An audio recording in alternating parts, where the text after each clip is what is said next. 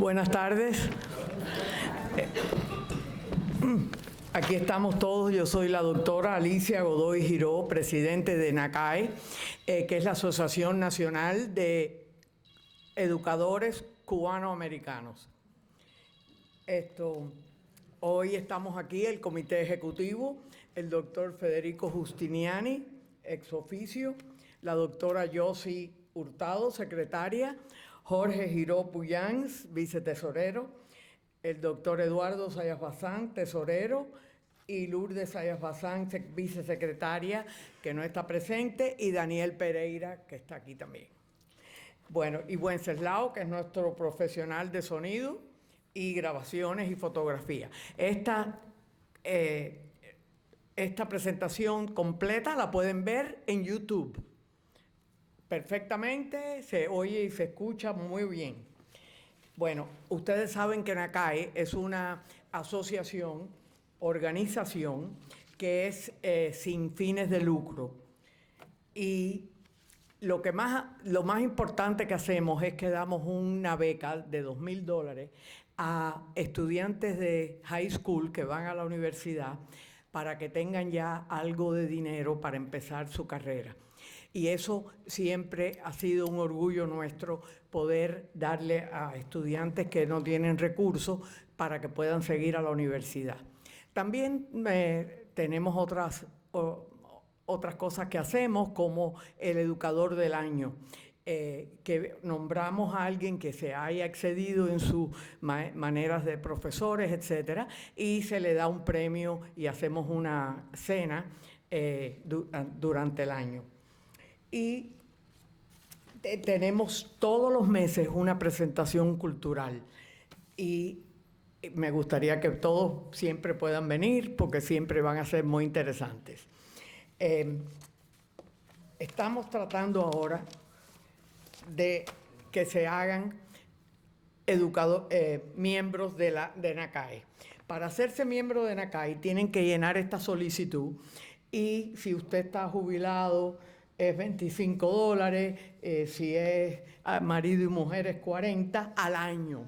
O sea que es muy módico y nos ayuda a pagar ciertas cosas que hacemos nosotros aquí. No tienen que ser educadores, pero que si les gusta la cultura cubana y si les gusta las presentaciones que hacemos, etcétera, es muy bueno porque así nos ayuda a promover. Yo tengo hoy aquí varias solicitudes, si las quieren llenar, me la piden y lo hacemos porque estamos perfeccionando el Internet para que se pueda hacer directamente por Internet y pagar todo, pero todavía no está preparado para que sea perfecto. Bueno, hoy tenemos, y estamos contentísimos de tener a Orlando González Esteva, que es nuestro poeta cubano, y presenta su libro más reciente, que se llama La Juventud del Azar. Él va a leer, a comentar versos de José Martí e invita también a los presentes a conversar con él, porque a él no le gusta hacer presentación, le gusta hablar con el público. Nuestro gran poeta, por favor, adelante.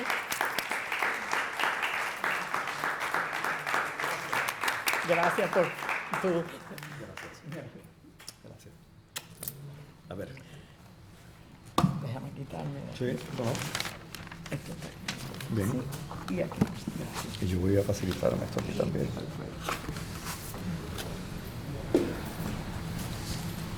Buenas tardes. ¿Me escuchan sin problema? Sí. Fantástico. Bien. Yo quisiera darle las gracias a la Asociación Nacional de Educadores Cubanos Americanos por invitarme a pasar un rato con ustedes y darle las gracias a su presidenta, Alicia Godoy Giró. Gracias por extenderme la invitación de todos ustedes y por esas palabras amables con las que ha tenido la gentileza de presentarme. Me da mucho gusto estar aquí esta tarde. El lugar es encantador, hay una tarde preciosa, ¿no?, que compartimos, no importa los cristales, y veo muchos rostros amigos y queridos en el público. Eso también me halaga mucho. ¿Quién le iba a decir, amigos que están aquí esta tarde, quién le iba a decir aquel adolescente aficionado a la lectura que hacia 1971, 1972, visitaba la biblioteca principal de Miami, situada en el desaparecido Parque de las Palomas. Lo recuerdan, ¿verdad? Allí junto a la bahía. Visitaba esa biblioteca y conversaba con una de sus bibliotecarias, ¿quién le iba a decir a aquel adolescente, que fui yo, que más de medio siglo después, una hija de aquella mujer iba a presentarme aquí esta tarde? De aquella mujer encantadora, ¿no? Esa bibliotecaria fue Alicia Godoy Fons, y aquí está la hija, Alicia Godoy Giró. ¿Quién me iba a decir a mí tantos años después, más de medio siglo después, que aquel jovencito iba a presentar un libro y que mi anfitriona iba a ser la hija de aquella bibliotecaria encantadora? Yo la recuerdo con afecto, la recuerdo con gratitud.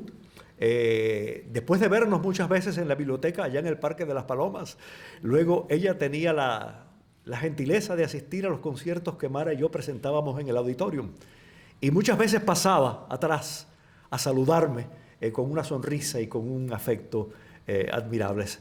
Se echa de menos ya en esta ciudad mujeres como esa, ¿no? Así que estoy encantado de estar aquí. Yo no voy a presentar, o voy a presentar un libro publicado recientemente en España, y voy a hablarles de José Martí. Ahora bien, voy a hablarles de José Martí, con quien este libro que yo voy a presentarles tiene una deuda en lo que toca a la forma en que está escrito el libro, no al fondo. La juventud del azar, este es el libro. La juventud del azar, título de este libro, debe tanto a la casualidad como el propio libro. Y ni ellos, el título y el libro, ni su autor, se avergüenzan de reconocer esa deuda, como no se avergonzó Isaac Newton de admitir la complicidad imprevista de una manzana en la elaboración de su teoría de la gravitación universal, ¿no? Yo estoy seguro que todos ustedes han oído hablar, esa es una historia famosa en el ámbito de la ciencia, ¿no? De cómo Isaac Newton un día vio caer una manzana, hay quienes dicen que cayó encima de él, y que ese fue un punto de partida en la elaboración de su teoría de la ley de la gravedad. La ley de la gravedad. Nadie más joven que el azar. ¿Saben lo que quiere decir la palabra azar, por supuesto, ¿no? Nadie más joven que el azar. El azar propicia que algo suceda o nos ocurra inesperadamente, sin que una voluntad perceptible intervenga. Su edad, la edad del azar, es la de su manifestación más reciente, y esas manifestaciones del azar no se hacen esperar.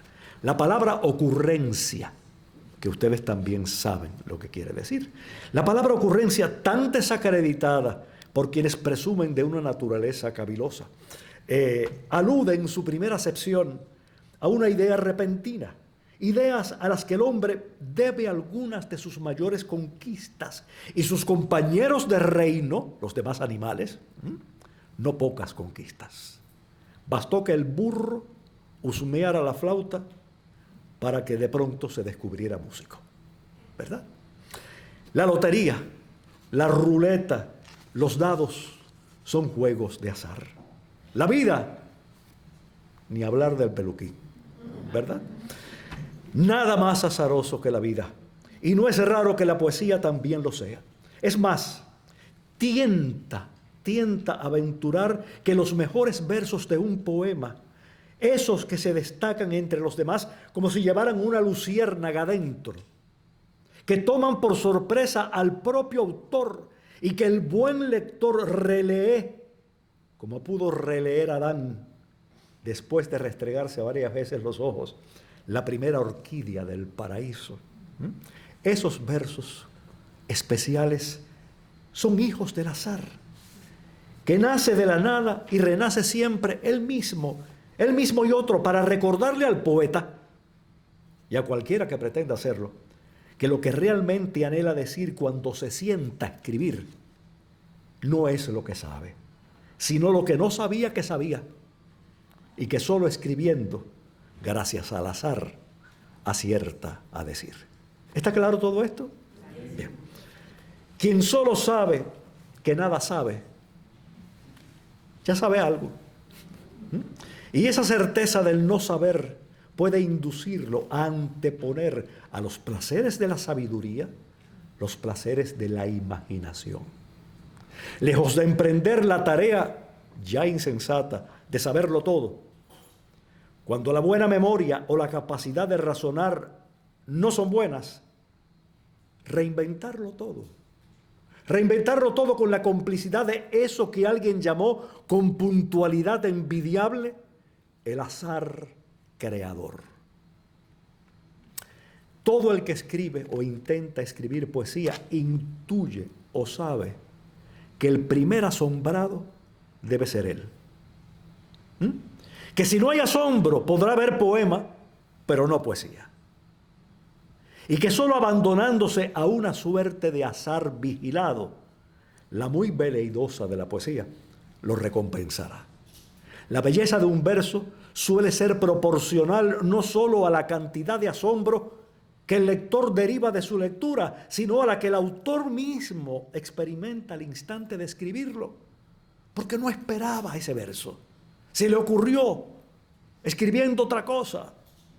Un equipo de investigadores del Colegio Baylor de Medicina y la Universidad de Emory descubrió que los puntos del cerebro relacionados con el placer, miren qué interesante, responden a lo imprevisto de manera más enfática que a lo habitualmente placentero. Que el cerebro humano ama las sorpresas. La vocación poética es en gran parte fruto de ese amor. Cree en los milagros. Sueña con una manzana. Ahora bien, mi afición a las formas clásicas de la poesía, formas que hoy no se cultivan tanto como antes, ¿no? Mi afición a la décima, el soneto, la redondilla, la cuarteta, el haiku, ha sido resultado de una necesidad de asombro tan viva que en mi caso particular no podría satisfacer el verso libre, tan amigo de plegarse a la voluntad de quien lo cultiva, de acogerse a un dictado, incorporar, es decir, meterme dentro una forma clásica con todas sus exigencias y dejar que en determinado momento esa forma se exprese sola, rompa a hablar, haciendo de mí un muñeco y de ella misma un ventrílocuo. Para mí es una dicha. Lo que sé, ¿para qué decirlo? ¿No? Esa gente que escribe poemas diciendo, aquella tarde tú y yo nos conocimos y nos besamos bajo las estrellas. Oh, qué bella estabas mi vida. ¿Para qué volver a decir eso? Si eso lo dice cualquiera. Y ya pasó. Hay que recordar eso y presentarlo de una manera totalmente distinta. A mí solo me interesa decirme lo que no sé, o lo que no sabía que sabía, hasta que lo oí decirse a través de mí, e incluso a pesar de mí, gracias a esas formas clásicas de la poesía, la décima, la redondilla, el soneto, la cuarteta, el haiku. El filósofo Émile Cioran, rumano francés o húngaro francés, decía apesumbrado, lo que sé arruina lo que deseo. Lo que ya sé se gastó, pero lo que deseo está lleno de misterio, mientras no se me dé, por supuesto, ¿no? Ahora bien, las formas clásicas no son una camisa de fuerza, como sospechan algunos sordos del verso. Las formas clásicas son un resorte para que las sorpresas que esconde la caja levanten solas la tapa. Yo me he descubierto a mí mismo caminando por la orilla del mar. ¿Me oyen así aunque no tenga el micrófono? Ah, pero lo necesitas, claro. Yo me he visto a mí mismo caminando por la orilla del mar. He salido temprano por el área que está en Collins, donde está el Hotel Tritón, el Hotel Sevilla y el condominio Tritón, ¿no? Por la mañana tempranito he salido medio con barba a caminar y me he fijado en las gaviotas que están flotando sobre el mar y que se quedan de repente inmóviles. Yo simplemente me he fijado en ellas y de repente yo no he tramado nada. Yo me he dicho a mí mismo, nadie sabe por qué oscuro mecanismo las gaviotas se condensan como gotas de tiempo en estado puro. Y yo he dicho, ¿pero y esto? ¿De dónde vino? Nadie sabe por qué oscuro mecanismo las gaviotas se condensan como gotas de tiempo en estado puro. ¿Será la gaviota muerta que me trajo el mar ayer? Esto se escribió en los años 90 del siglo pasado. ¿Será la gaviota muerta que me trajo el mar ayer un retrato postrimer del siglo que nos deserta? Yo me reúno con ellas a la orilla de la mar y veo al tiempo gotear, todo borrado de huellas. Yo no salí a caminar por la arena para escribir un poema. Simple y llanamente se me ocurrió. Y ese primer verso, por virtud de las rimas, de los ritmos, fue sugiriéndome los otros. Claro que a veces he tenido que correr, porque si no llego pronto al apartamento o al lugar donde tengo un papel y un lápiz, se me olvida. Entonces ustedes ven que yo voy acelerando a medida que aquello se me va corriendo y ya termino como un loco corriendo para llegar y poder anotar eso que yo no voy a poder memorizar después. Porque no lo planeé, no lo sabía, no sabía lo que ese poema iba a decir.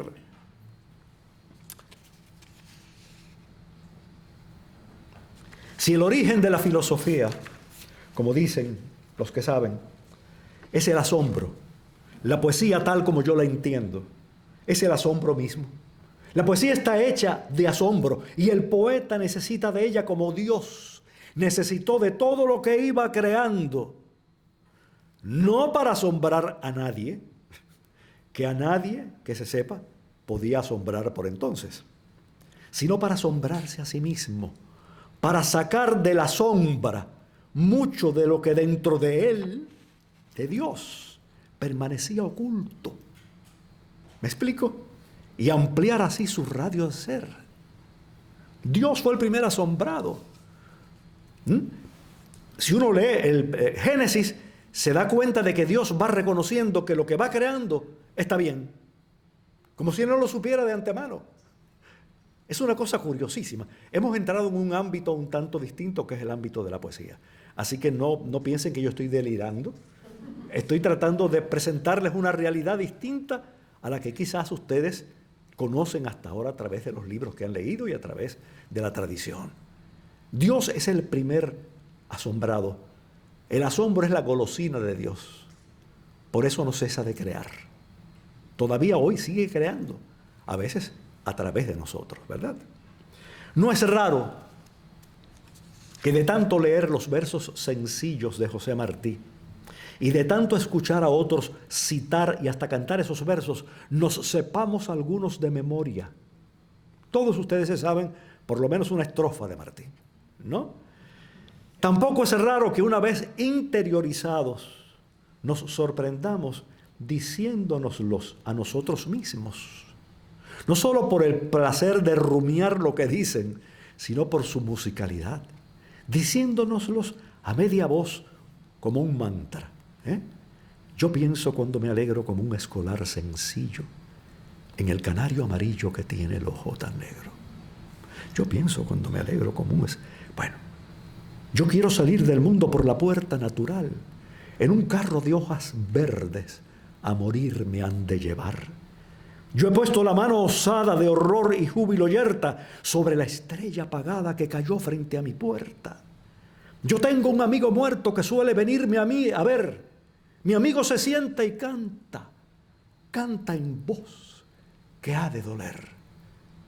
Aprenderse los versos sencillos de Martí y luego decirlos para uno mismo de vez en cuando es un placer que ustedes deberían probar, ¿no? Por ejemplo, esa estrofa de la que tanto se ha hablado.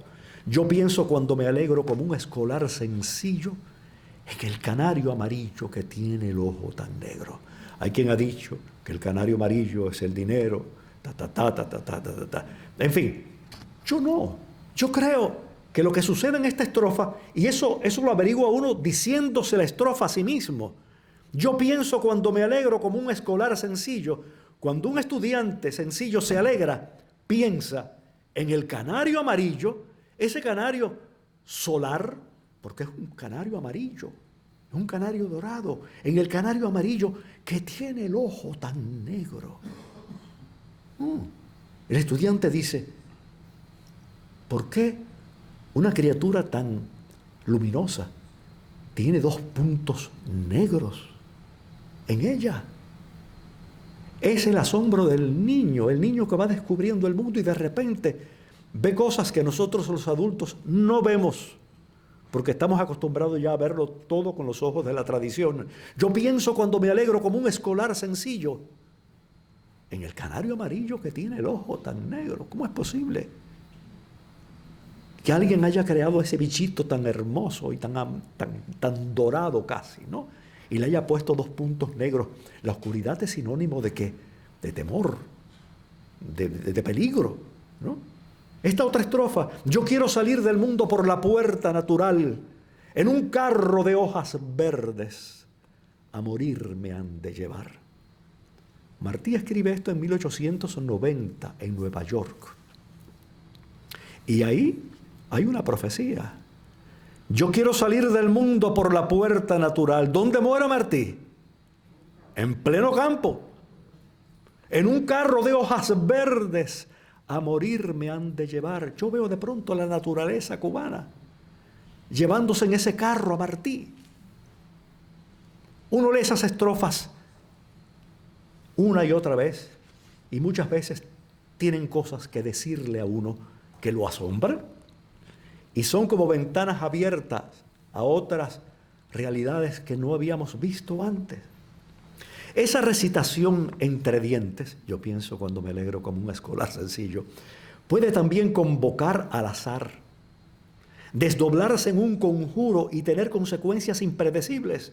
Un día, no sé ya dónde ni por qué, me sorprendí balbuciendo unos versos que adoptaban una forma poética y una frase inicial privilegiadas por el último Martí. Una forma y una frase que de repente y durante varios días continuaron secreteándome versos que yo no había pensado escribir hasta constituir este libro, La juventud del azar. Es decir, de tanto estar familiarizado con, yo sé, con las palabras de Martí. Yo soy un hombre sincero de donde crece la palma y antes de morir me quiero.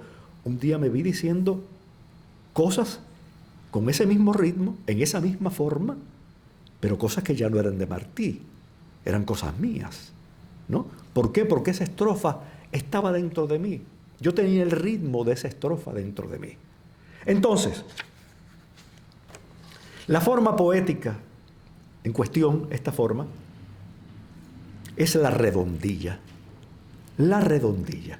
Una cuarteta, todos ustedes saben lo que es una cuarteta, cuya peculiaridad es que el primer verso rima con el último y el segundo con el tercero. Mi verso es como un puñal que por el puño echa flor. Mi verso es un surtidor que da un agua de coral. Martí, puñal con coral, flor con surtidor. Yo estaba poseído por esa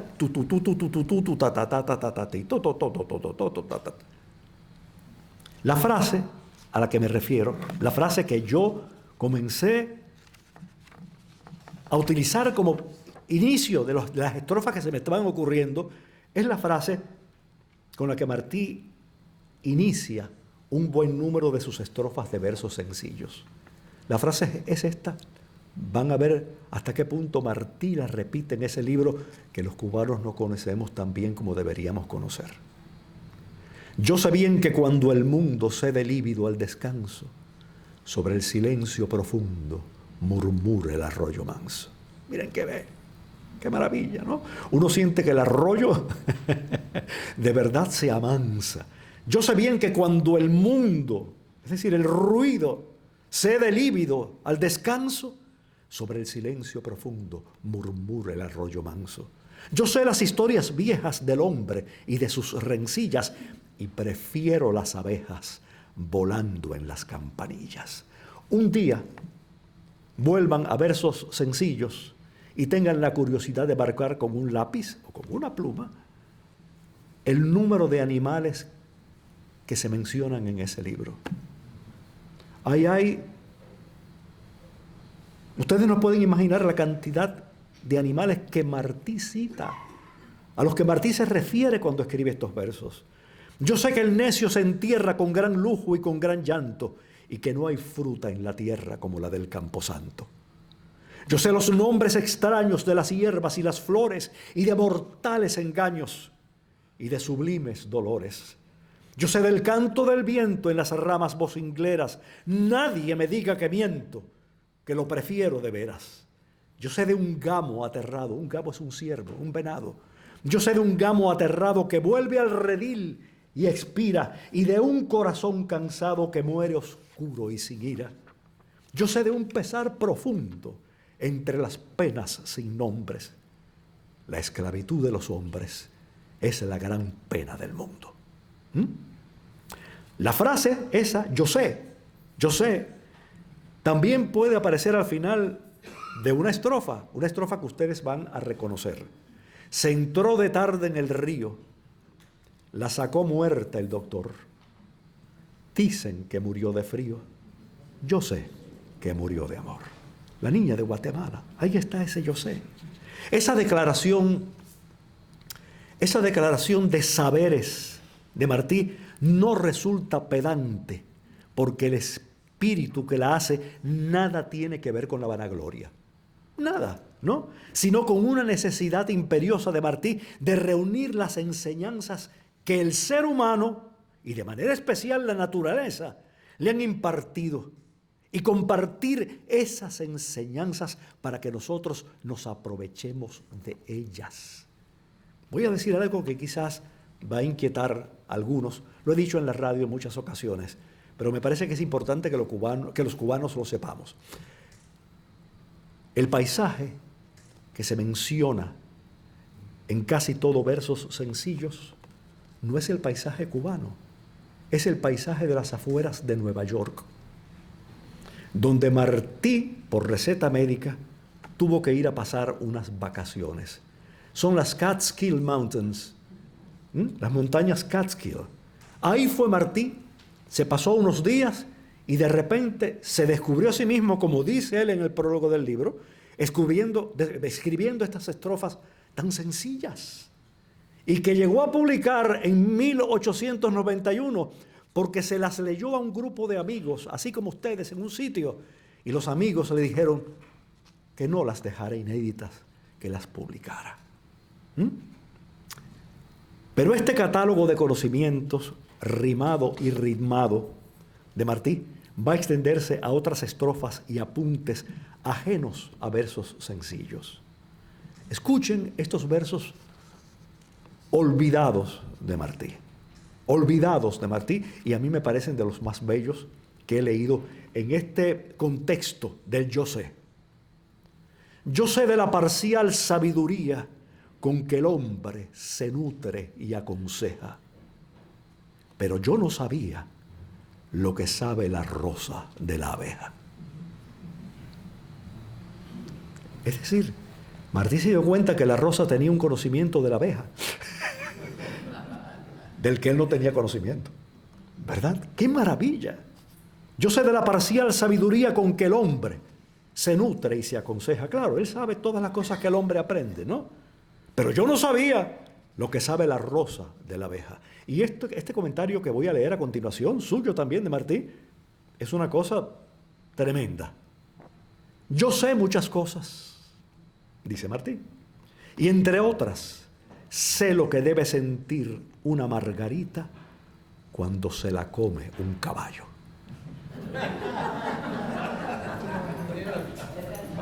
¿Se dan cuenta ustedes? Este es un Martí muy distinto al Martí oficial. Es un Martí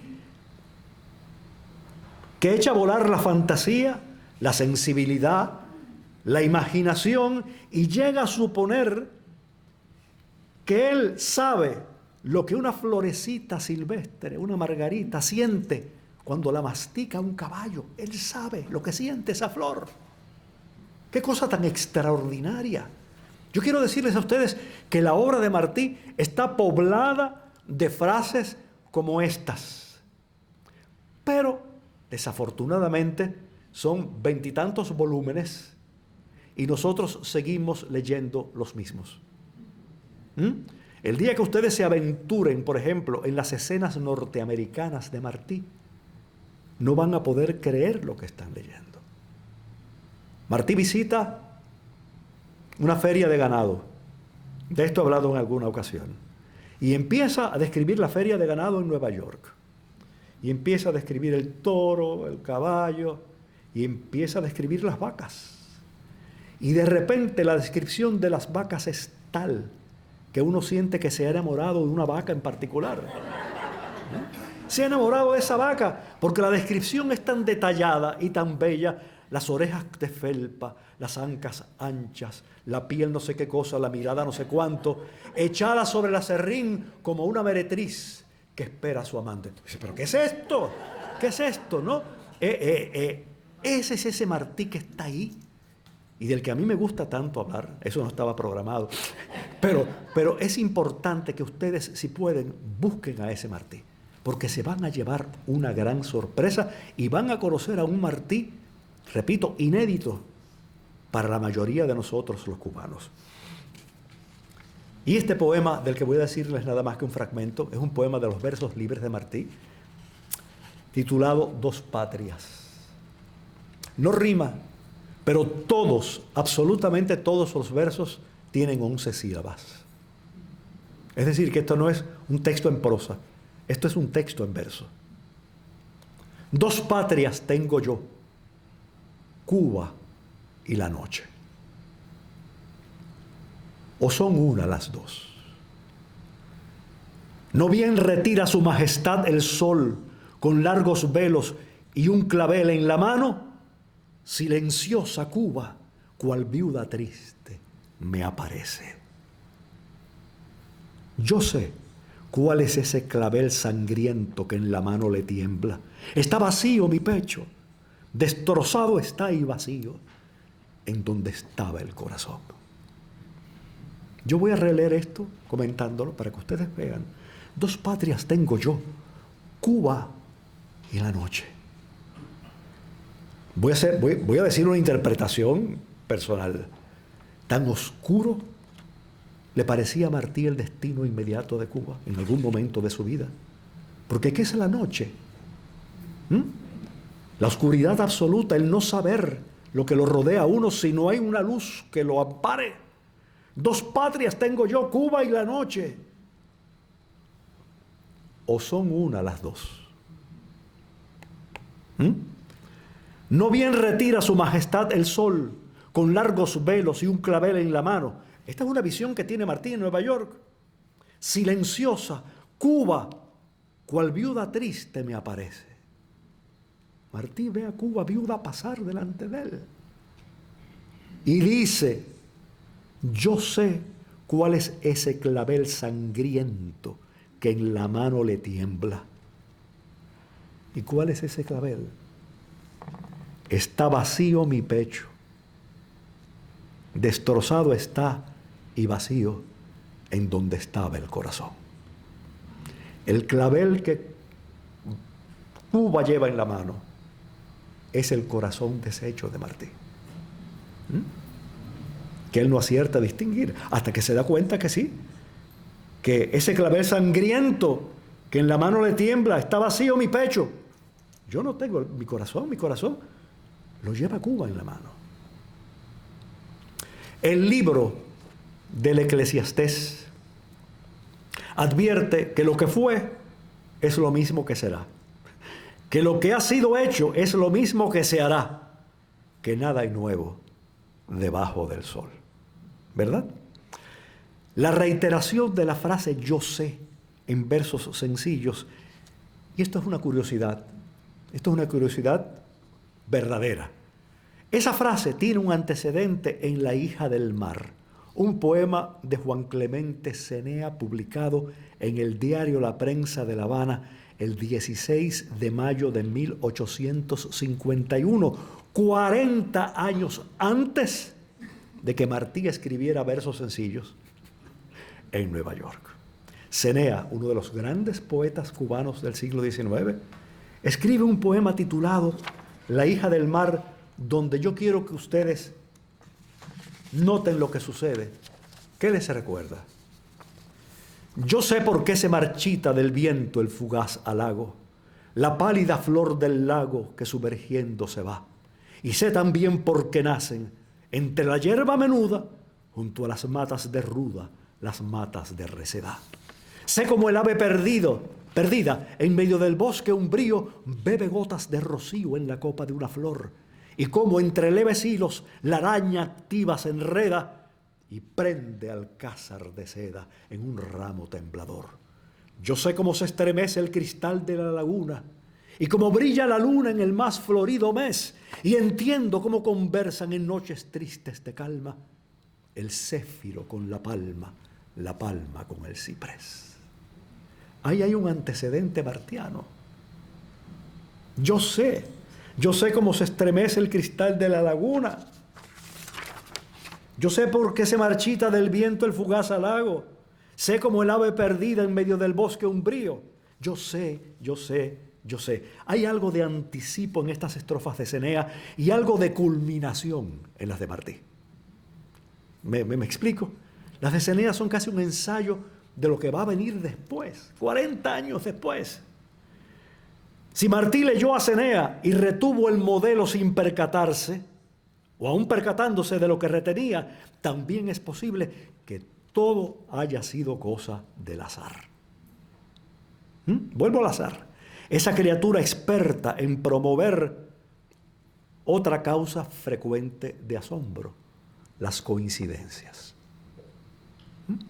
Las coincidencias ocurren en todas las artes.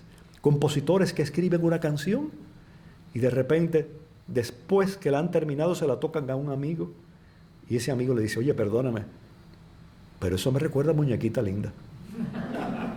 ¿No?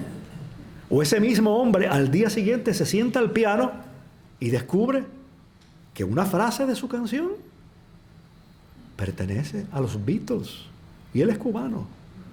Pero la ha escuchado en la radio, la ha escuchado en la televisión. Ya no sabe dónde ni cuándo. Se le coló. Y él la reescribe como si fuera de él.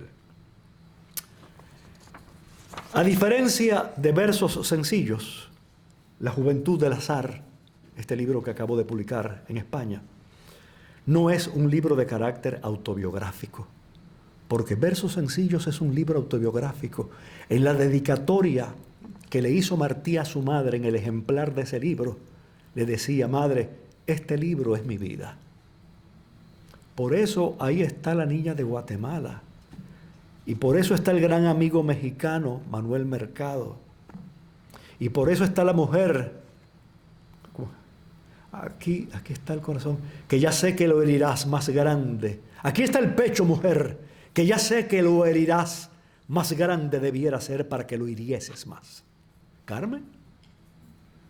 Ahí está la descripción de una noche en La Habana, donde hay un rollo en el Teatro Villanueva, cuando los cubanos gritan Viva Cuba Libre y los voluntarios españoles salen a la calle y matan a muchas personas. Ahí hay un poema donde Martí habla de cómo su madre atravesó La Habana en medio de la balacera y de aquello y tocó a la puerta de un portón de la casa donde él estaba escondido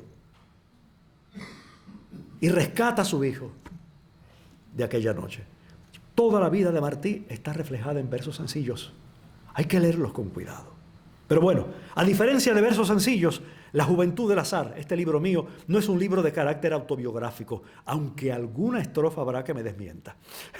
Es un caleidoscopio de versos donde el mundo se reorganiza a su manera, harto de la codificación a que ha sido reducido.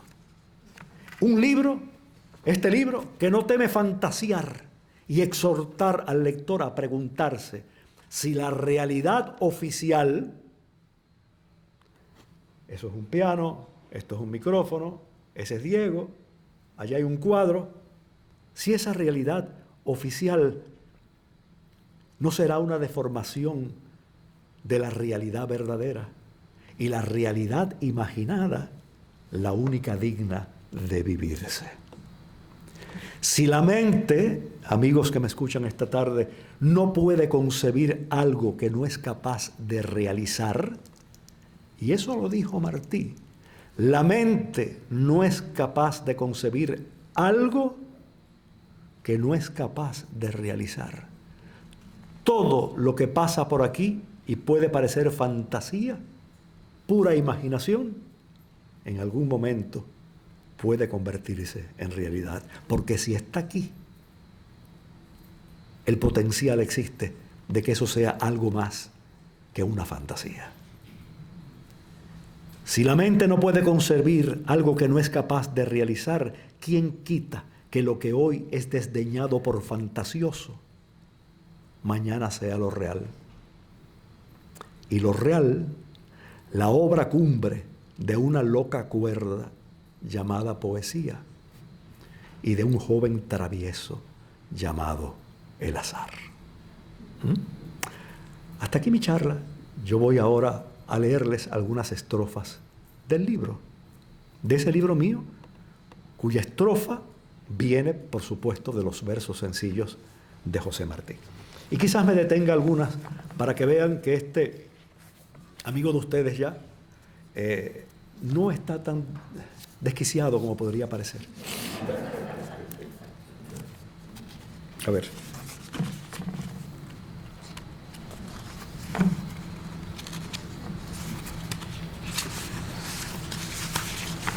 No, es que me he pasado una página y quiero encontrar la primera. El libro se inicia con esta declaración perturbadora.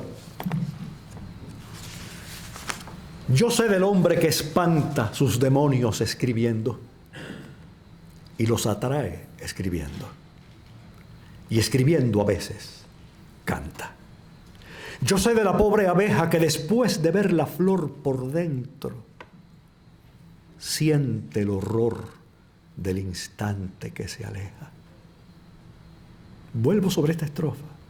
Yo sé de la pobre abeja que después de ver la flor por dentro siente el horror del instante que se aleja. Esta abeja se ha metido en una flor y de repente se ha descubierto en un palacio, en un lugar maravilloso, el interior de una flor. ¿Y qué le pasa a la abeja? Siente de repente el horror del instante que se aleja.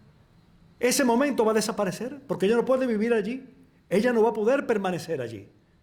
Después de ver aquello, se da cuenta de que tiene que abandonarlo. Yo sé de la pobre abeja que después de ver la flor por dentro siente el horror del instante que se aleja. Yo sé del ojo del perro que lagrimea de humano y del cadáver lozano que llega tarde a su entierro. Yo sé que el pájaro mudo es más feliz que el cantor, ese pequeño impostor clavado a su sobreagudo. Yo sé que dentro de todo lo que existe hay un extraño que pudiera hacerme daño y me hace bien de algún modo. Yo sé por qué el papalote tira hasta romper el hilo y se despeña tranquilo, harto de ser el Quijote. Yo sé por qué el ataúd donde yace mi país me duele hasta la raíz. No cupo mi juventud. Yo nunca me resigné y me resigno, aunque ya es muy tarde, a que mi juventud transcurriera fuera de Cuba. Yo llegué a Estados Unidos a los 12 años y llegué con la ilusión a pesar de mi edad, de que el regreso a Cuba sería pronto, ¿verdad? Sería pronto. Y que ese regreso, en mi caso, que tenía 12 años, sería un regreso a mi infancia. Sería un regreso a los abuelos que había dejado en Cuba, a las calles de mi pueblo, a los vecinos, a una finquita que tenía mi tía, abuela, en las afueras, donde yo iba a jugar con los animales. Bueno, yo sé por qué el ataúd donde yace mi país. A veces tengo la impresión, perdónenme, de que Cuba yace en un ataúd. Me duele hasta la raíz. En ese ataúd no cupo mi juventud. Yo sé que el tiempo descansa cuando nadie lo vigila y que la muerte intranquila se lo reprocha en confianza. Yo sé del mar que golpea el silencio de la roca y del silencio que toca a la puerta de una idea. Yo sé cantar en secreto y callar a toda voz. Y sé que lo más atroz es vestir un esqueleto. Yo sé que el agua se asoma a sí misma a cada rato y ve las plumas de un gato donde hubo una paloma. Estoy pensando en un agua, en el agua de una alberca, asomada a sí misma. En determinado momento vio ahí una paloma, pero se vuelve a asomar y lo que se encuentra son las plumas de un gato. Ustedes no tengo que decirles lo que ha sucedido, ¿no? Yo sé que el muerto recuerda la oscilación de la cuna y agradece a la fortuna que nadie más le dé cuerda. Yo sé del pájaro mudo que mira a su alrededor como el pistilo, la flor que lo contempla desnudo. El pistilo está solo, desnudo, en medio de la flor, y la flor está observándolo. Qué miedo, ¿verdad? Yo sé del pájaro mudo, ya. Yo sé del barco de vela que hunde la proa en el cielo y le extiende su pañuelo al pez que llorando vuela. Yo sé de la fruta verde que se impacienta en la rama, prefiere al sol que la ama, al gusano que la muerde. Yo sé de un hombre que ha muerto y resucitado tanto que muda de camposanto como el polvo del desierto. Yo sé de la caracola que huye del ruido del mar y advierte, no sin pesar, que el sexo se le amapola. Cuando la caracola huye del mar, obviamente se descubre señorita. Se aleja de ese primer reino donde estuvo, lo que sería para ella la infancia, ¿no? Yo sé de la caracola que huye del ruido del mar y advierte, no sin pesar, que el sexo se le amapola.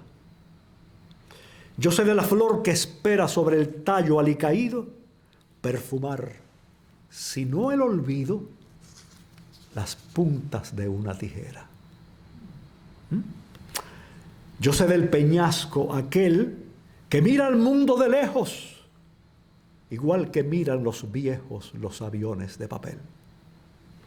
Yo sé por qué alrededor de mí chillan las gaviotas. Soy un bando de alas rotas y una marea interior. Yo sé que la palma, ahita de altura, sostiene el cielo y que el primer arroyuelo fue un rumor de agua bendita. Yo sé por qué las arañas no desperdician el hilo, pespunteándose un estilo, les sale de las entrañas. Yo sé de la polvareda que persigue al colibrí para derribarlo. Yo aprendí de niño que una forma de cazar a los zunzunes, a los colibríes, era arrojándoles polvo, porque los cegaban. Una cosa terrible, ¿no? Pero lo supe desde niño. Y esto tiene ese aprendizaje temprano. Yo sé de la polvareda que persigue al colibrí para derribarlo. Sí, el polvo nos deshereda. Yo sé de calles oscuras donde expían sus pecados los ojos avergonzados de unas cuantas cerraduras. Yo sé que la pluma suelta no anda sola ni extraviada. Es el ángel de la nada que promueve una revuelta. Yo sé contar las hormigas que dan vueltas a la noria sin agua de mi memoria. No extraen sino fatigas.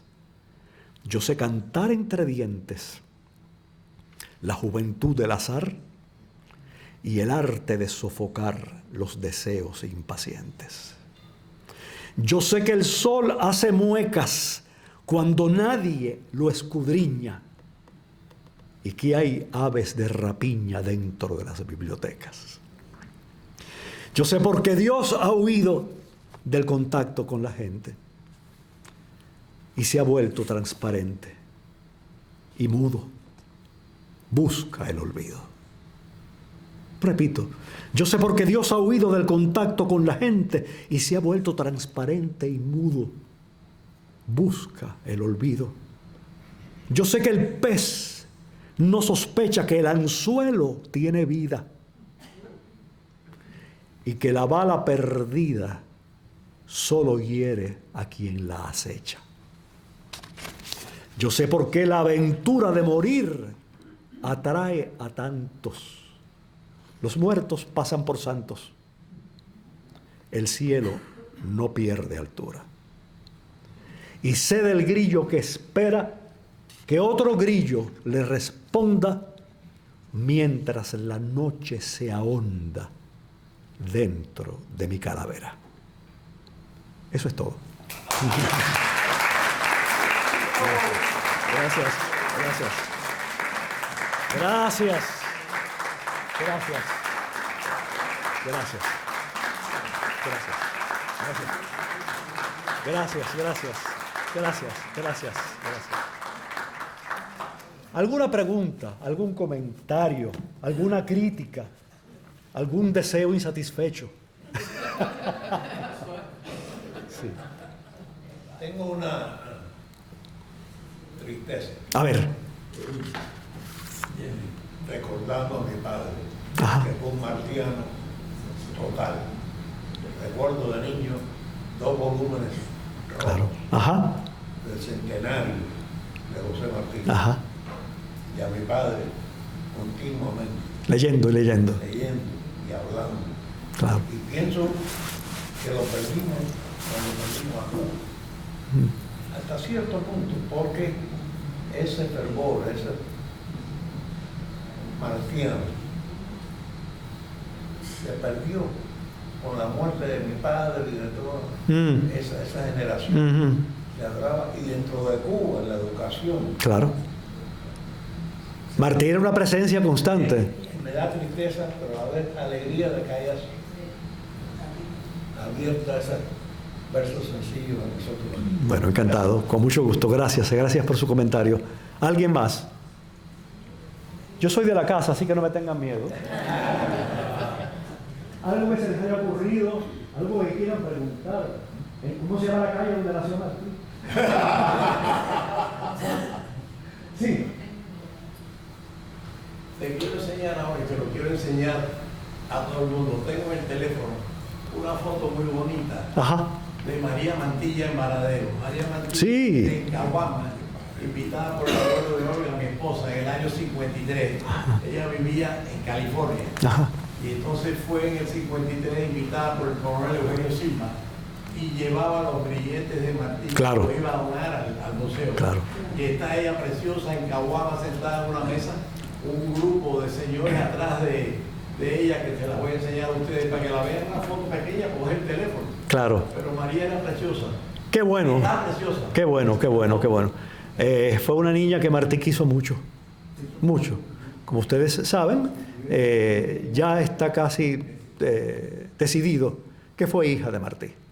Que fue hija de Martí. Una hija que Martí no podía reconocer oficialmente porque le hubiera causado un daño enorme a Carmita, la madre de María, ¿no? Primero había sido una mujer casada, luego una mujer viuda, pero en los círculos de Nueva York, que Martí hubiera tenido relaciones íntimas con Carmita, hubiera sido imperdonable para ambos.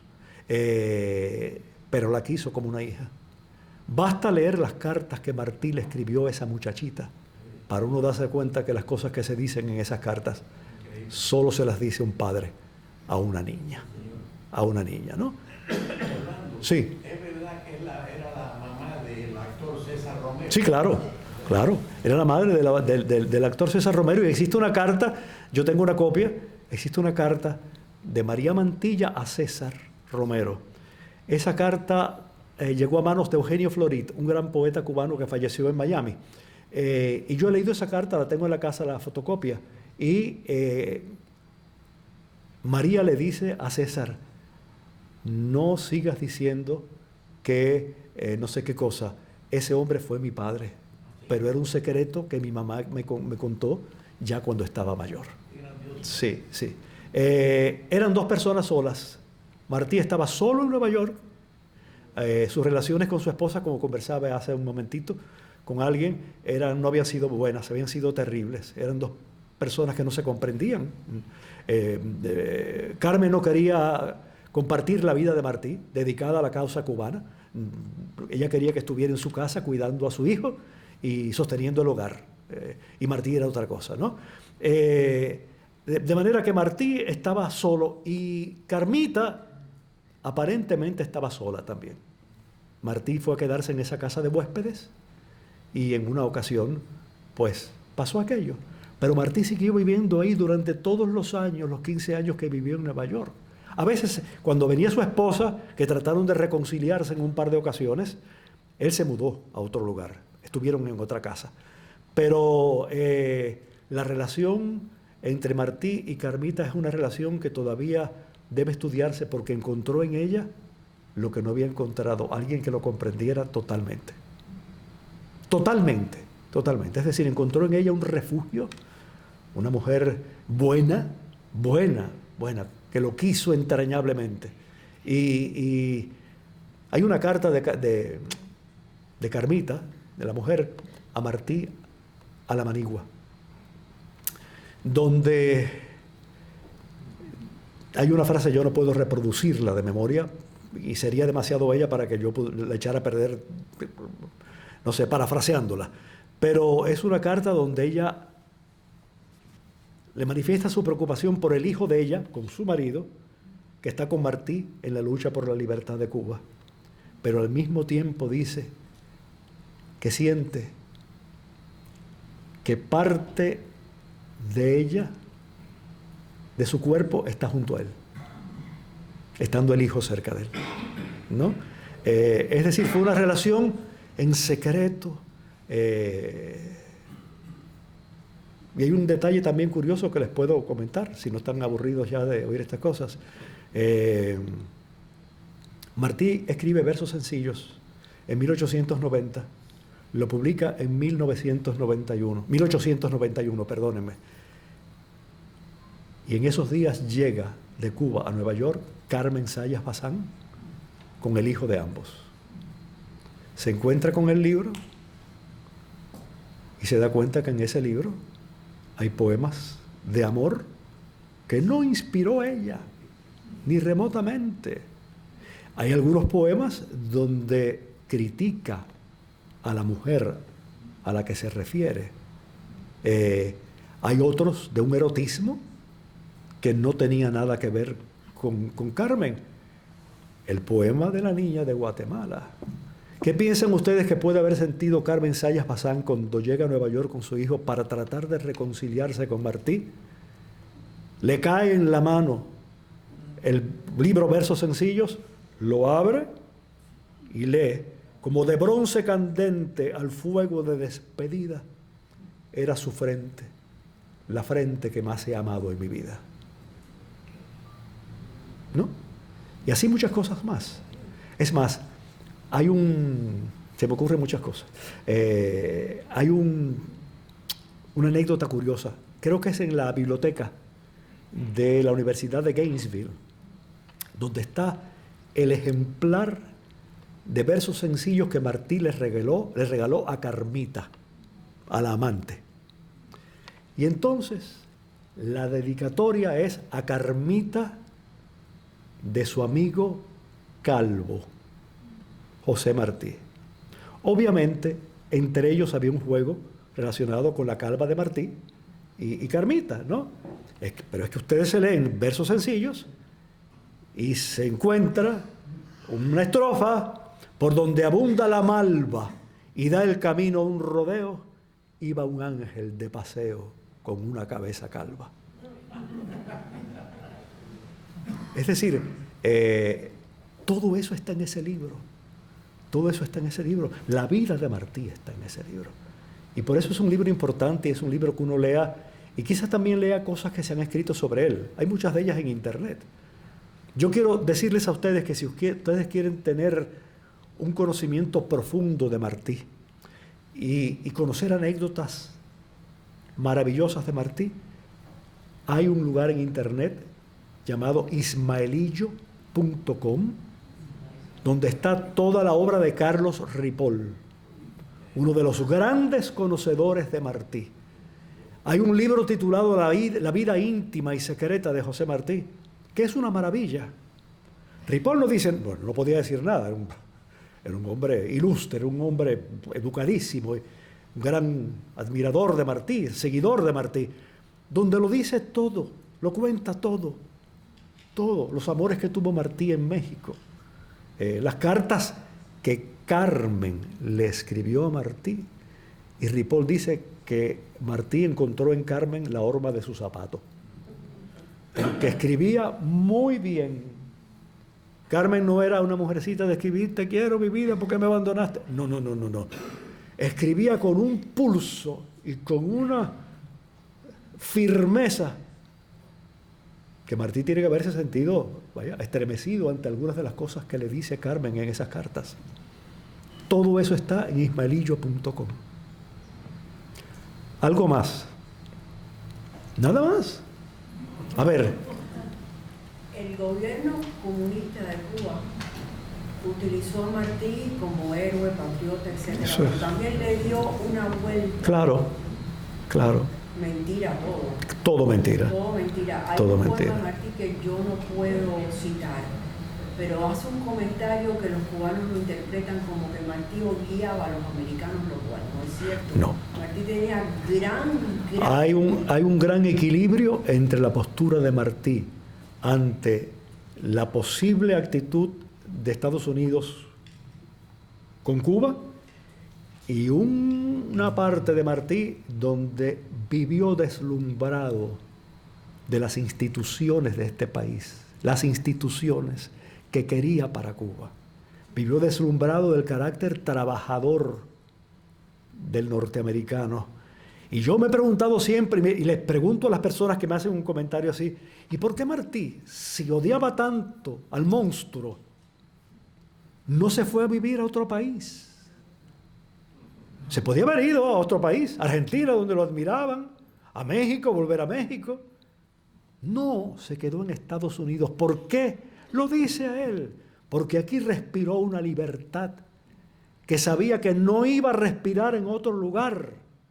Hay un comentario maravilloso de Martí donde dice: la mayor suma de hombres libres y trabajadores que ha dado la humanidad, refiriéndose a Estados Unidos.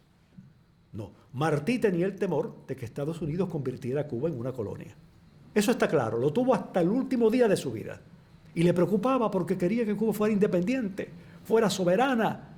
Pero ese temor lo tuvo durante muchos años, y al mismo tiempo las cosas que decía de este país, como el pueblo de Estados Unidos reaccionó al terremoto de Charleston. ¿Qué significó la llegada de la Estatua de la Libertad a Nueva York? La construcción del puente de Brooklyn, el oeste. Martí se interesó por los indígenas del oeste. Tiene 2 o 3 escritos sobre Buffalo Bill. Martí conocía este país como la palma de su mano porque sabía inglés y se leía toda la prensa neoyorquina. De manera que eso es una cosa que en Cuba han totalmente manipulado y trastocado, ¿no? He vivido en el monstruo y conozco sus entrañas. Y Martí es el autor intelectual del ataque al cuartel Moncada. Si ustedes despojan a Martí de su parte espiritual, no queda mucho de Martí. Martí era un hombre de una espiritualidad enorme. No era católico. No se llevaba bien con el clero, pero sentía lo sagrado de una manera tan honda y está en sus versos sencillos. Hay uno que se dice que el hombre sale todos los días cargado con una cruz, lleno de luz. Hay otro que dice, aquí debe estar el Cristo en un monte porque está en las catedrales. Hay montones de textos de Martí donde demuestra esa espiritualidad enorme que en Cuba se la han quitado. Una pena, porque muchos cubanos llegan a Estados Unidos con esa mentalidad. Yo durante un buen número de años tuve la suerte de hacer radio para Cuba, en Radio Martí. Estuve 32 años en Radio Martí, una vida. Y yo me ocupaba cada vez que encontraba un pretexto para hablar de estos temas. Y las cartas que yo recibía de Cuba ya últimamente por correo electrónico, porque muchos de ellos podían escribirme por correo electrónico, me mostraban la perplejidad de algunos de ellos al descubrir ese Martí. Vaya, era como si de repente le presentaran a un compatriota desconocido. No sabían nada de ese Martí. Una cosa tremenda. Así que nada, entre la labor que tendrán los cubanos futuros, ojalá sean de la mejor cepa, debe estar esa, de devolverles a los cubanos al Martí verdadero. ¿Alguien más tenía algo que decir? Sí. A ver. Por 30 años, cuando yo fui profesora en Baltimore, Maryland, en todos los cursos que daba, yo siempre enseñaba los dos príncipes. Claro. Porque Martí enseñaba en los dos príncipes el dolor que siente un padre cuando pierde a su hijo. Claro. Lo mismo que sea rico que pobre. O sea, ¿cómo empieza? El palacio está de Y el trono llora el rey. El trono llora el rey. Y los- La reina no puede. y entonces después, en los álamos del monte, Tiene su tiene casa el pastor. Y los dos, como la tristeza no importa lo que uno tenga y quién uno es, la tristeza es la misma. Y eso es algo increíble. Hacías muy bien en enseñarlo, porque yo no sé si tú lo recuerdas, pero ese poema, Los dos príncipes, está basado en un poema de una escritora norteamericana. Y Martí aparece en el original basado en una idea de la escritora, ahora no me acuerdo del nombre, norteamericana. Y esa escritora norteamericana, podemos pasar aquí toda la tarde, y esa escritora norteamericana fue autora de una novela titulada Ramona. Una novela que se llevó al cine muchas veces, se llevó a la televisión, al teatro, a la radio, ¿no? Y la novela fue traducida al español por Martí, del inglés. Y como si esto fuera poco, ya que estamos en Ramona, la música de la película Ramona, la canción se tradujo en español. En 1927, en 1928, Rita Montaner la graba. Ramona, tarirara. ¿Se acuerdan de eso? La grabó después. Que no se acuerda de todo. Como decía la amiga, pues se acuerda de las canciones que se escribieron y de las que están por escribir.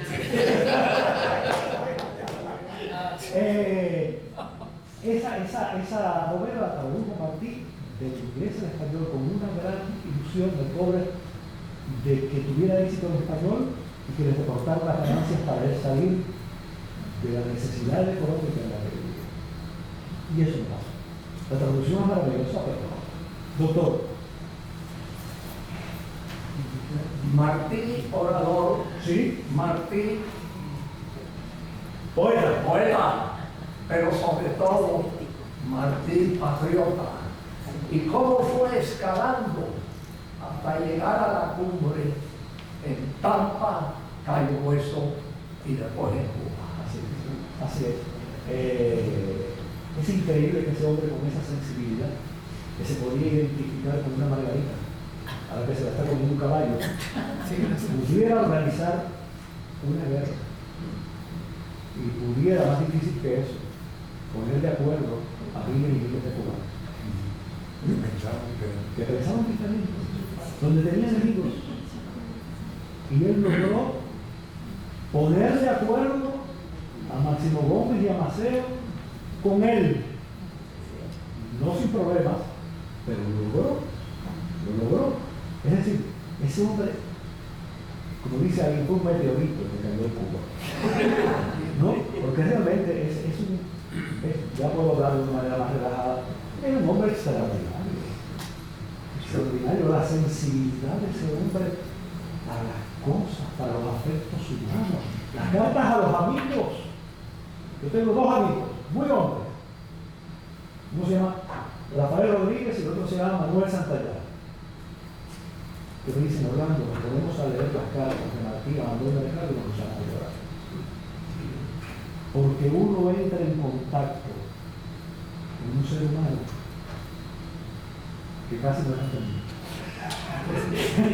Uno entra en contacto. Yo tenía una amiga que decía, lo que pasa con Martí es que uno ve a Martí y uno tiene la impresión de que Martí está respirando detrás de lo que escribe. Que Martí está ahí, porque la escritura estaba en una inmediatez tan absoluta con lo que era él, que él estaba volcado en lo que escribía. Y entonces en esas cartas, donde les habla a los amigos, donde les habla, uno dice, pero ¿cómo este hombre podía entregarse? Es una entrega absoluta de su persona a esos amigos. Podríamos pasar la mañana entera hablando de yo quería decir que en 1980 y pico, yo era miembro de la Junta Directora de Limón en el Caramán, por un acuerdo, iniciativa de Aristides Sastres y del doctor Montifort, se hizo una impresión de 10.000 ejemplares del Martí de Mañach. Claro.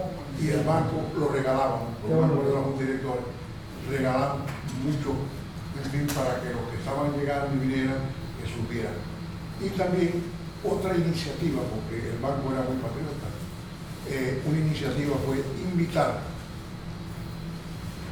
a César Romero. A César Romero. Y entonces trajimos invitado a César Romero por una iniciativa también de la Junta de Directores, se propuso. Entonces pues trajimos a César Romero invitado a una cena martiana. Esto fue por los 70 más o menos. Una gran sorpresa. César Romero, también ya todos ustedes saben quién era César Romero. César Romero era un hombre alto. Nos pasamos una noche con él, conversamos y todo. Era un hombre alto, pero no tenía la estatura de Martín. O sea, era muy alto, pero no tenía la estatura de Martín. A pesar de que, y tuvimos la oportunidad de alternar con César Romero, el artista, muy elegante, pero experiencias que el Reporting National Bank hacíamos precisamente para mantener viva, ¿tú te das cuenta? Lo que era la patria eterna, la Cuba eterna. Hay que recordar que María Montilla es norteamericana, fue norteamericana. Es decir, que nació en un hogar cubano, toda su vida transcurrió en Estados Unidos. Y el hijo, nosotros sabemos lo que sucede con nuestros hijos, nuestros nietos y nuestros bisnietos. Hay un momento en que empiezan a desprenderse de lo que fuimos nosotros, ¿no? Y no hay quien pueda evitarlo porque es un mundo, es el mundo de ellos. Y uno no puede reducirlos a los recuerdos de uno, ¿no? Pero María Montilla fue una niña norteamericana que perdió a su padre adolescente, y se quedó en Nueva York, se casó y después se fue a California, Y César Romero, pues, además nunca le aseguraron hasta, yo creo hasta la última hora que mantuviera su abuelo, ¿no? ¿Usted le Sí, hay un refrán en economía que dice que no se puede dedicar un solo producto a un solo país. Esto lo dijo Martí, refiriéndose a la relación de Cuba con Estados Unidos. que no se puede Dedicar un solo producto para un solo consumidor. No, yo no. Pues el caso de Cuba prácticamente era el de la caña de azúcar con Estados Unidos, que era el consumidor más grande. No lo sé, no había oído ese comentario. Martí murió en Los Ríos porque él se tiró a que lo mataran o que lo mataran. Ese es otro capítulo. Esa es otra película. No, yo no sé. No se sabe. Yo no creo que Martí se haya tirado a Los Ríos que lo mataron. Pero un hombre sabía la responsabilidad, sabía lo que significaba una pérdida como la suya. Pero la guerra se quedaba descabezada, aunque siquiera Máximo Gómez y Maceo, pero él era el que tenía los contactos en Nueva York. No querían que él fuera, No querían que él fuera. Pero a él lo asusaron. Lo asusaron en Nueva York, en Cayo Hueso, en la propia Cuba. Le pusieron el Capitán Araña, porque decían que lo único que hacía era buscar el dinero y hablar de Cuba. Y él tiene que haberse sentido, ahora estoy yo inventando, ¿no? Pero tiene que haberse sentido que el día, cuando va a haber una batalla, que es obvio que van a salir todos, y va a montarse él, y luego le dice, no Martí, usted quédese atrás. ¿Vaya? Y Martí ya había accedido a irse, a regresar a Nueva York después que él estuviera en una batalla. Él a veces, todos querían que volviera a Nueva York, pero quería participar en una batalla para poder decir, yo estuve allí, yo he arriesgado mi vida. Bueno, esa frase de Máximo Gómez que quería cuidarlo, usted se queda ahí. Usted Martí no vea. Él tiene que haber regresado y haber dicho, bueno, si todos los hombres que están aquí, que son mis compatriotas, van a arriesgar su vida, ¿qué hago yo sentándome aquí esperando por ellos? Que fuera. Se montó en el caballo, arrancó para allá sin saber exactamente a dónde iba. Y cuando vio chocó, entre comillas, con una trinchera, con un montón de gente atrincherada de españoles. Le dispararon a aquel hombre, vaya, con una levita, que el hombre era obvio, que aquel hombre era un hombre importante, que era un hombre distinto, y lo mataron. Esa es la verdad, esa es la triste verdad. Él tenía que probar de que él no era un cobarde. Claro, por supuesto. Eso fue parte de la muerte de él. Claro. Déjeme hacer un comentario Sí. sobre Carlos Ripoll. Sí. Yo he leído por lo menos 2 libros de él. Ajá.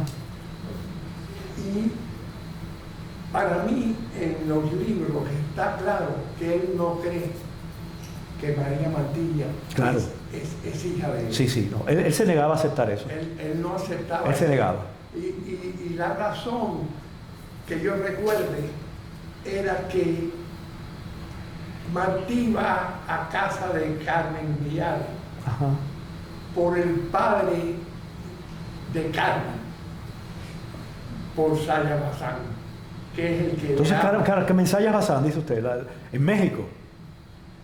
El padre de Carmen Saya Bazán, que estaban juntos en México.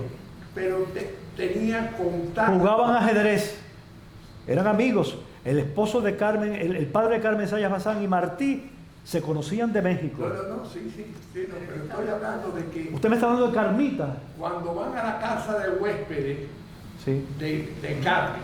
Ajá. De Carmita. De Carmita Villar, ¿no? Esa es otra, sí. Acuérdense que son dos.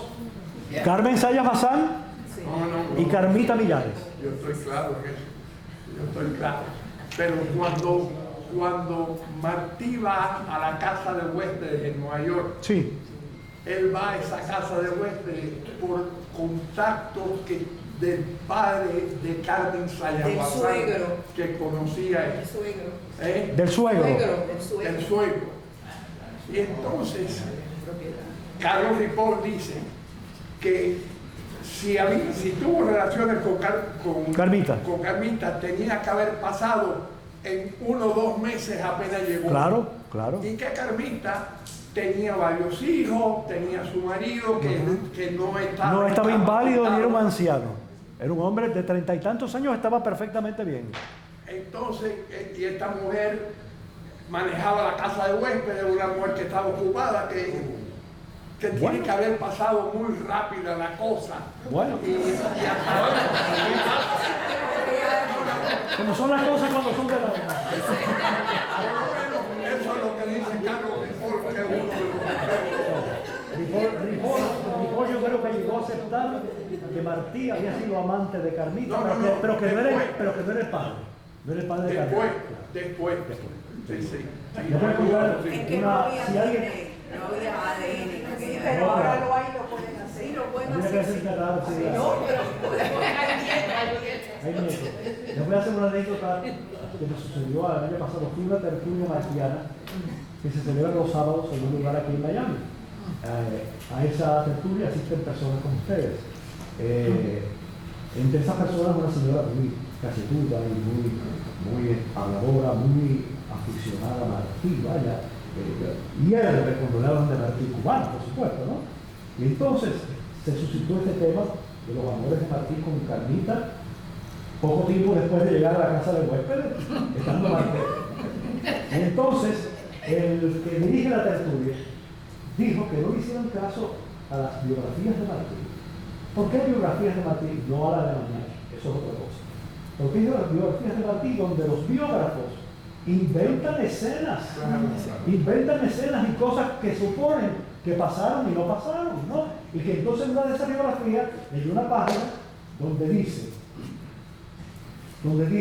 el biógrafo, una noche en la casa de huéspedes, una noche la prueba le llegó entre alguien. Martí pasó y sucedió no sé qué. Entonces, claro, el que está allí dice, el que está cargando la tertulia dice, ¿cómo sabe ese hombre? ¿Sabe la fuerza de aquí? Eso no puede ser. Y se oye la voz de esta señora que es, y dice atrás, yo la hubiera dejado entreabierta.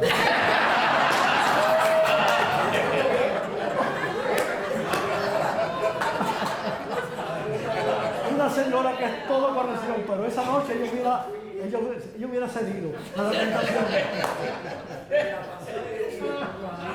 ¿Qué más? ¿Algo más? Nadie.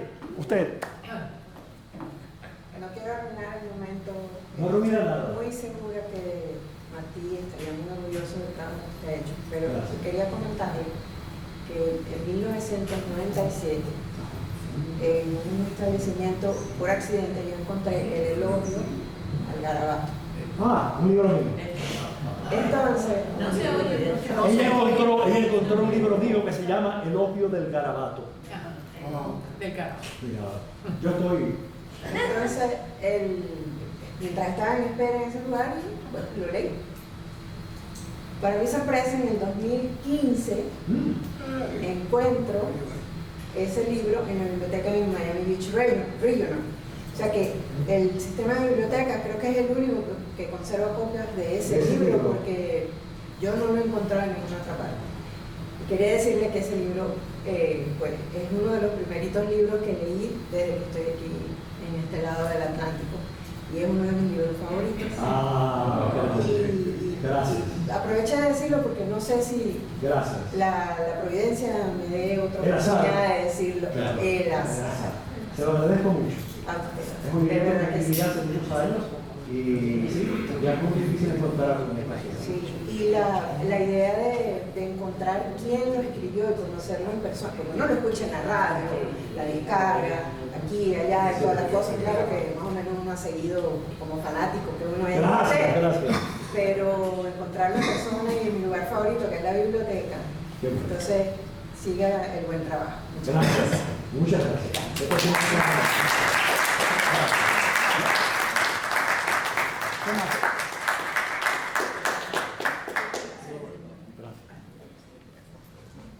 Espectacular. Ay, por favor. Por favor. Bueno, estamos encantados con Orlando y muchas gracias de nuevo por todas tus... Con mucho gusto. increíbles poesías. Gracias. Ya veo, está armada. Armada. Bueno, muchas gracias por venir y ya saben, en el mes de mayo tendremos otra presentación cultural y ya les avisaré. Muchas gracias.